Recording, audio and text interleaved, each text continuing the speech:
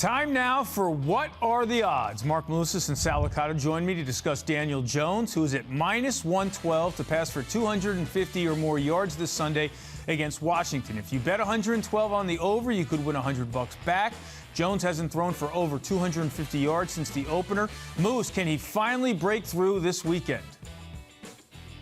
Yeah, I'm not so sure. I mean, if he didn't break through last week against really a historically bad Cowboys defense, I don't know if necessarily it's going to be this weekend going up against Washington. And they're not a particularly good defense when you look at the back end in their secondary.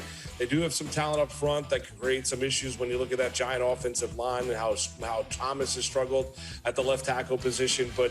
But still, I mean, Sal, you look at Daniel Jones here. I mean, he's averaging a tad over 200 yards a game passing. He's got 2 touchdowns and 5 interceptions.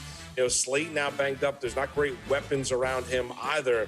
I don't know if Daniel Jones is lighting up any team anytime soon. Well, that's the problem. I mean, you and I both thought he was going to have a big week against a horrible Cowboys defense, and he didn't throw any touchdowns yet again. So, I mean, look, law of averages say at some point he's going to throw some touchdowns here. Is that going to be this week against Washington?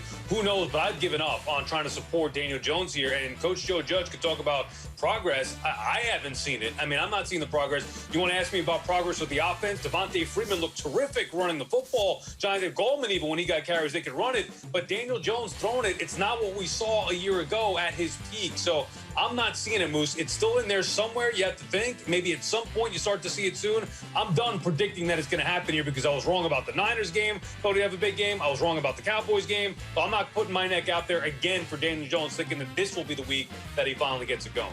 Yeah, as you guys mentioned, if it didn't happen last week and it doesn't happen this week, when is it going to happen? Even though they can put pressure on Jones, this is a defense that is allowing nearly 30 a game, and they've allowed 30 or more in their last 4 games. But, of course, they've played the likes of the Ravens and the Cardinals and the Rams. Those offense just a little bit more explosive than the Giants. Moose and Sal, thanks for joining us for What Are the Odds?